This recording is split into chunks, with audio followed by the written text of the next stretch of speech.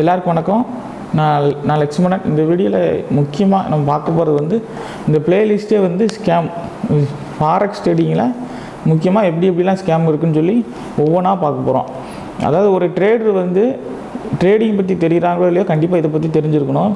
இது வந்து எல்லோரும் யூஸ் பண்ணுவாங்களா அப்படியும் கிடையாது. ஆனால் இது ஒரு பார்ட் இப்படியும் இருக்குது. ஒரு பாசிட்டிவ் சைடு இருக்கிறப்ப ஒரு நெகட்டிவான சைடும் இருக்குது. நம்ம அதை முழுக்க அதை பற்றி தெரிஞ்சுக்கணும். அதாவது ஒரு ட்ரேடருக்கு பின்னாடி, அதாவது ஒரு திரைக்கு பின்னாடி என்ன நடக்குது அப்படிங்கிற விஷயம், ஒரு brokerage ஒரு பேங்க் செக்டார் அதுக்கு பின்னாடி என்னென்ன விஷயங்கள் நடக்குது, இந்த பிஸ்னஸில் வேறு என்னென்ன மாதிரியான ஸ்கேம் நடக்குதுன்னு ஃபுல்லாக பார்க்க போகிறோம். பார்க்குறது வந்து இதில் வந்து ஒரு நிறைய ஸ்கேம் இருக்குது. இந்த வீடியோவில் நம்ம பார்க்க போகிறது வந்து என்ன அப்படின்னா வந்து, அதாவது brokerage வந்து எப்படிலாம் ஸ்கேம் பண்ணுறாங்க, ஒரு புரோக்கர்ஸ் வந்து எப்படிலாம் ஸ்கேம் பண்ணுவாங்க, வாய்ப்பு இருக்குது அப்படின்னு பார்க்கணும். அதுக்கு முன்னாடி வந்து இந்த ஃபாரெக்ஸ் ட்ரேடிங் நிறைய பேருக்கு எப்படி ரன் ஆகும் தெரிஞ்சிருக்கலாம். தெரியாதவங்களுக்கு சொல்கிறேன். ஒரு ஃபாரெக்ஸ் ட்ரேடிங் பிளாட்ஃபார்ம் எப்படி ரன் ஆகுது அப்படின்னா, ஃபஸ்ட்டு ஒரு ட்ரேடர் ஒரு ஆர்டர் போடுறாரு அப்படின்னா புரோக்கர்கிட்ட போய், புரோக்கர்கிட்ட வந்து எல்பின்னு இருக்கும். எல்பியில் தான் வந்து எல்லா பேங்க்குமே கனெக்ட் பண்ணியிருப்பாங்க. அவங்ககிட்ட தான் அது இருக்கும். அப்போ என்ன பண்ணுவாங்க, நீங்கள் ஒரு ஈரோ யூஎஸ்டி ஒரு பேர் இருக்குது, ஒரு அமெரிக்கன் டாலர் நீங்கள் வாங்குறீங்க அப்படின்னா புரோக்கர் மூலிமா நீங்கள் அந்த பேரை பேங்க்கில் போய் பஞ்ச் ஆகிரும். அந்த ஒரு பிளாட்ஃபார்மில் பஞ்ச் ஆகி நீங்கள் ப்ராஃபிட் எடுக்கிறப்ப நீங்கள் கட் பண்ணிங்கன்னா அந்த பேங்க்லேருந்து உங்களுக்கு எல்பி வாங்கி கொடுத்து, எல்பியிலேருந்து புரோக்கருக்கு வந்து, புரோக்கர்லேருந்து உங்கள் அக்கௌண்ட்டுக்கு வருது. இதுதான் வந்து நடக்கக்கூடிய விஷயம். இதில் இவ்வளோ பெரிய ப்ராசஸ்க்கு பண்ணுறதுக்காக வந்து ஒரு புரோக்கர் என்ன பண்ணுவாங்க அப்படின்னா வந்து, ஒரு சர்வர் காஸ்ட் கட்டணும், அப்புறம் அது மெயின்டெனன்ஸ் காஸ்ட் கட்டணும், அதுக்கப்புறம் வந்து எக்ஸ்சேஞ்ச் காஸ்ட் கட்டணும், அதுக்கப்புறம் நீங்கள் ஒரு அமௌண்ட்டு டெபாசிட் பண்ணிங்க அப்படின்னா ஒரு டாலருக்கு இந்த ஃபண்டை வந்து ஃபாரின் அனுப்புறதுக்கு வந்து இவ்வளோ பேமெண்ட்டு செலவு பண்ணி அந்த எக்ஸ்சேஞ்ச் கமிஷன்லாம் கொடுத்து தான் உங்கள் அக்கௌண்ட்டில் கிரெடிட் ஆகும்.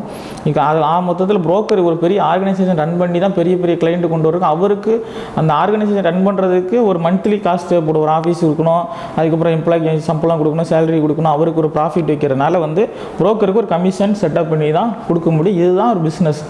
இந்த பிஸ்னஸில் தான் அவங்க பண்ண முடியும். இப்படி பண்ணால் தான் அவங்க சக்ஸஸ் பண்ண முடியும். அவங்களுக்கு ஒரு ப்ராஃபிட் இருந்தால் தான் அந்த ப்ரோக்கரேஜை ரன் பண்ண முடியும். இதில் வந்து ப்ரோக்கரேஜ் வந்து எப்படி ஸ்கேம் பண்ணலாம் அப்படின்னா வந்து, நான் சொன்னது வந்து ஒன்று ஏ புக்கு பி புக்கு, இவ்வளோதான் சிம்பிளான விஷயம். இப்போ நம்ம சொன்னது வந்து ப்ராப்பராக பேங்க் மூலியமாக நடந்ததுன்னா அது ஏ புக்கு.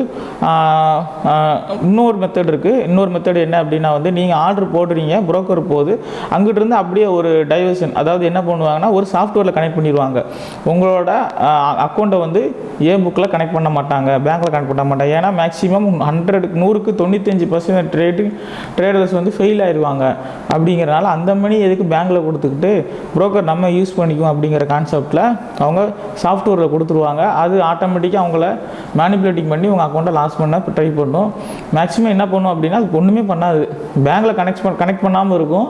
மற்றபடி நீங்கள் ஓவரால் சேட்டெல்லாம் பார்த்தீங்கன்னா ஒரே மாதிரி தான் இருக்கும், கண்டே பிடிக்க முடியாது. ஆனால் என்ன, உங்களுக்கு வந்து ப்ராஃபிட் வராது கான்ஃபிடென்ட்டில் அங்கே போட்டு பண்ணி மேக்ஸிமம் ப்ராஃபிட் பார்த்துட்டீங்க அப்படின்னா ஆட்டோமேட்டிக்காக உங்களுக்கு தூக்கி ஏ புக்கில் போட்டுருவாங்க. நீங்கள் ப்ராஃபிட் பார்த்த காசை கை காசை போட்டு கொடுத்துருவாங்க. மேக்ஸிமம் நீங்கள் ப்ராஃபிட் பார்த்துட்டீங்க அப்படின்னா டக்குன்னு உங்கள் அக்கௌண்ட்டெல்லாம் முடிச்சு, இல்லை நீங்கள் எங்கிட்ட பண்ண முடியாது, எங்களுக்கு வந்து அந்த இது பண்ண முடியாது, ஏதாவது ரீசன் சொல்லி உங்களை டக்குன்னு இது பண்ண பார்ப்பாங்க. மேக்ஸிமம் இது பண்ண பார்ப்பாங்க. இந்த மாதிரி தான் வந்து புரோக்கரேஜ் வந்து அதாவது ஒரு ஸ்கேம் பண்ணுறதுக்கு நிறைய வாய்ப்பு இந்த மாதிரி இருக்குது. அதாவது ஒன்றுமே இல்லை, ஏ புக் பி புக்னா உங்களுக்கு ஃபுல் அண்ட் ஃபுல் வந்து சாஃப்ட்வேர் தான், கண்டுபிடிக்க முடியாது. நம்மளால் என்ன பண்ணாலும் கண்டே பிடிக்க முடியாது. நம்ம அப்படி என்ன அவங்கள வச்சு ஒரு உதாரணத்துக்கு நம்ம எப்படி கண்டுபிடிக்கலாம், ஒரு சில ஐடியா இருக்குது. இப்போ சிம்பிளாக நம்ம யோசிக்கிறோம்னா, நாங்கள் ஆஃபீஸ் போட்டிருக்கோம்ப்பா, நான் இதெல்லாம் பண்ணுறேன் அப்படின்னா, நீங்கள் வாங்க, உங்களுக்கு எல்லாமே ஃப்ரீ, நான் முழுக்க ஃப்ரீ. நான் ஒரு கன்ஸ்ட்ரக்ஷன் ஆஃபீஸே வச்சுருக்கேன் வைங்க, நான் வீடு கட்டி தரேன்னா முழுக்க நீங்கள் ஃப்ரீ. நீங்கள் வந்து என்ன பண்ணணும் அப்படின்னா வந்து, எனக்கு ஒரு அட்வான்ஸ் அமௌண்ட் மட்டும் ஒரு ஹெவியாக போடணும், எல்லாமே உங்களுக்கு ஃப்ரீ அப்படின்னா ஆட்டோமேட்டிக்காக நான் ஸ்கேம் பண்ணுறேன்னு உங்களுக்கு தெரிஞ்சிடும். அதே தான் வந்து என்ன பண்ணுவாங்க அப்படின்னா வந்து, சில புரோக்கர் உங்களுக்கு வந்து கமிஷன் கிடையாது, உங்களுக்கு வந்து பேவுட்டு இது அந்த காசு கிடையாது, எல்லாமே ஃப்ரீ போனஸ் வேறு கொடுக்குன்னு சொல்லுவாங்க. எல்லாமே ஃப்ரீன்னு சொல்கிறப்ப நம்ம ஜாக்கிரதையாக இருக்கணும் இவங்க என்ன மாதிரி புரோக்கர்னு. ஏன்னா அவங்களுக்கு வந்து ரன் பண்ணுறது கண்டிப்பான முறையில் காசு தேவை, இது இருந்தால் ரன் பண்ண முடியும். அப்போ என்ன பண்ணுவாங்க, ஒரு கிளைண்ட் எடுத்ததும் பி புக்கில் போடுவாங்க, நல்லா ப்ராஃபிட் பண்ணிட்டாங்க, ஏ புக்கில் போட்டுட்டு மேக்ஸிமம் அவங்கள அனுப்ப பார்ப்பாங்க. ஏன்னா வந்து நீங்கள் ஒரு $1000 போடுறீங்க அப்படின்னா எல்பியில் வந்து ஒரு டாலருக்கு இவ்வளோ அமௌண்ட் அமௌண்ட்டுன்னு இது எக்ஸ்சேஞ்ச் அமௌண்ட் கட்டி ஒரு டாலருக்கு இவ்வளோ ஒவ்வொரு மாதிரி இருக்கும். மினிமம் ஒரு டாலருக்கு இவ்வளவு நம்ம அமௌண்ட் எக்ஸ்சேஞ்ச் அமௌண்ட் கட்டினா தான் நம்ம அக்கௌண்ட்டில் ஆட் பண்ணுவாங்க. ஏன்னா அவங்களுக்கு அந்த பேங்க் செக்டார் ரன் பண்ணுறதுக்கு அவங்க ப்ராஃபிட் இல்லாமல் ரன் பண்ண முடியாதுல்ல. ஒரு பேங்கே இவ்வளோ இருக்குது, நம்ம ஏடிஎம்லேயே பணம் எடுத்தாலே இவ்வளோ எடுக்கிறாங்க, 25 ரூபா 23 ரூபா பிடிக்கிறாங்க. அப்போ ஏடிஎம்லாம் போட்டிருக்கவங்க ஏசி வச்சுருக்காங்க, அந்த ரெண்ட்டு கொடுக்கணும், இவ்வளோ செலவு இருக்குது. அப்போ ப்ராஃபிட் இல்லாமல் அவங்களே பண்ண முடியாதப்போ நம்ம ஒரு எக்ஸ்சேஞ்சில் ட்ரேட் பண்ணி ப்ராஃபிட் எடுக்கிறோம் அப்படின்னா நமக்கு அந்த கமிஷன் பேங்க்கு வைக்காமல் நமக்கு கொடுக்க போகிறதே கிடையாது. அதனால் வந்து என்ன பண்ணுவாங்க அப்படின்னா நிறைய ப்ரோக்கர்ஸ் ஃப்ரீன்னு சொல்கிறாங்கன்னா கொஞ்சம் ஜாக்கிரதையாக இருக்கணும். ஃபஸ்ட்டு பி புக்கில் போட்டு ஏ புக்கில் போடுவாங்க. அப்போ ஏ புக்கில் போடுறப்ப நீங்கள் ப்ராஃபிட் பார்த்தீங்கன்னா அந்த ப்ராஃபிட்டை வச்சு அவங்களால அந்த செலவுகளை பார்க்க முடியாது. உங்களால் எந்த ப்ராஃபிட்டுமே உங்களுக்கு வரப்போகிறது இல்லை. ஏன்னா எல்லாம் ஃப்ரீன்னு சொல்லிட்டாங்கல்ல. மேக்ஸிமம் உங்களை வந்து கொஞ்சம் இது பண்ண பார்ப்பாங்க. இல்லை பி புக்கில் போட்டிருப்பாங்க. அதையும் மீறி நிறைய ப்ராஃபிட் எடுக்கிறாங்க. இப்போ நிறைய ட்ரேடர்ஸ் வந்து அதையும் மீறி ப்ராஃபிட் எடுக்கிறாங்க. பி புக்கில் போட்டாலுமே ப்ராஃபிட் எடுக்கிறாங்க. நம்மளுக்கு வந்து அப்போ எதை தான் நம்ம நம்புறது அப்படின்னா ஒரு இவ்வளோ ஃபீஸுப்பா, இவ்வளோ தான், நீ வந்து உன்னோட கேபிட்டலை சேஃபாக பார்த்து ட்ரேட் பண்ணணும் அப்படின்னு சொல்கிற ப்ரோக்கரும் இருக்காங்க. அவங்கள பார்த்து நீங்கள் ட்ரேட் பண்ணுறது நல்லது. லைஃப் டைமாக அவங்க அந்த மாதிரி எல்லா ப்ரோக்கரும் அப்படி கிடையாது. ஒரு 100க்கு ஒரு 10% மேக்ஸிமம் எல்லாமே பி புக்கு தான் கான்சென்ட்ரேட் பண்ணுவாங்க. ஃப்ரீன்னு சொல்கிறவங்கலாம் பி புக்கு தான். $50 போட்டு ஆரம்பிங்க, அதுக்கப்புறம் வந்து உங்களுக்கு ஃப்ரீயாக போனஸ் கொடுக்குறேன் அப்படிங்கிற மாதிரி உங்களுக்கு வந்து அதிகமாக என்கரேஜ் பண்ணுவாங்க. நீங்கள் $100 போட்டால் $1000 சம்பாதிக்கிற மாதிரி என்கரேஜ் பண்ணுவாங்க. அது ஃபாரெக்ஸில் நடக்கவே நடக்காது. அந்த மாதிரி விஷயங்கள்லாம் பார்க்கும்போது வந்து நம்ம பி புக்கு அவாய்ட் பண்ணணும். நமக்கு ஏ புக்குங்கிறப்ப வந்து நமக்கு ஃபஸ்ட்டு ஒரு விஷயம், நம்ம ஒரு பிஸ்னஸ் பண்ணுற மாதம் இவ்வளோ கிடைச்சா போதும், இவ்வளோ ரிஸ்க் இருக்குது, இதை தாண்டி நான் ரிஸ்க் எடுக்க மாட்டேன் அப்படின்னா நீங்கள் பி புக் ப்ரோக்கராக இருந்தாலும் அங்கே நீங்கள் ஏர்ன் பண்ண ஆரம்பிச்சிருவீங்க. அதனால் பயப்படவே தேவையில்லை.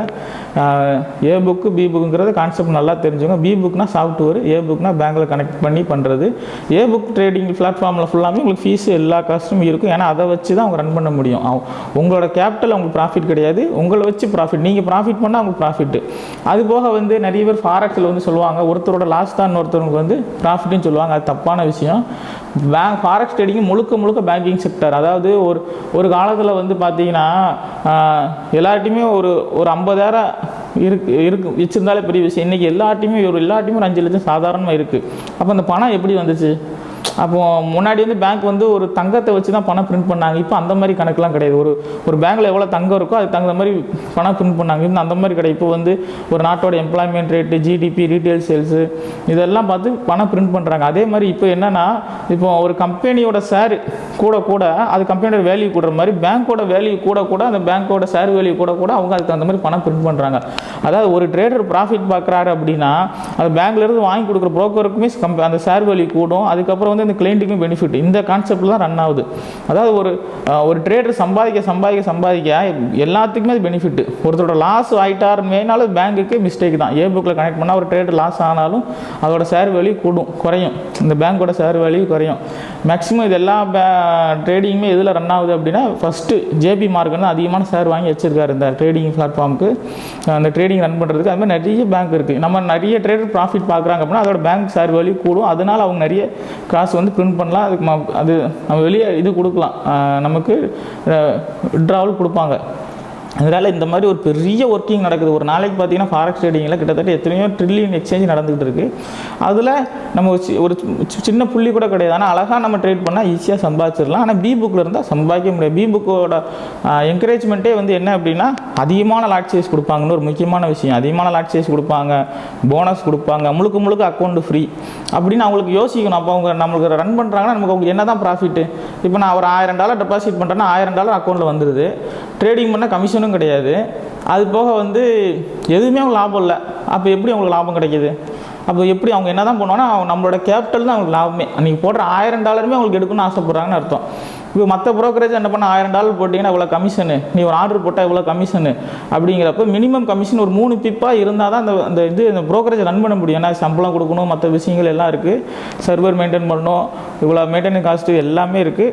அதனால் வந்து இந்த ஏ புக் பி புக்கோட கான்செப்டாக நல்லா தெரிஞ்சுக்கோங்க. தெரிஞ்சுட்டு நம்ம ட்ரேடிங் பண்ணோம். பி புக் ப்ரோக்கராக இருக்கவங்க அதிகமான லாட் சைஸ் கொடுப்பாங்க. அப்போ தான் உங்களுக்கு வந்து நம்ம வந்து சீக்கிரமாக நம்ம அக்கௌண்ட் லாஸ் பண்ணுறது நிறைய வாய்ப்பு இருக்குது அப்படிங்கிற மாதிரி ரொம்ப என்கரேஜ்மெண்ட் பண்ணுவாங்க. உங்களுக்கு வந்து ஒரே நாள் எவ்வளோ சம்பாதிக்கலாம், ஒரே மாதத்தில் எவ்வளோ சம்பாதிக்கலாம், அந்த மாதிரி என்கரேஜ்மெண்ட்டும் இருக்கும். இதெல்லாம் அவாய்ட் பண்ணிட்டு பண்ணுறது நல்லது. தேங்க்யூ.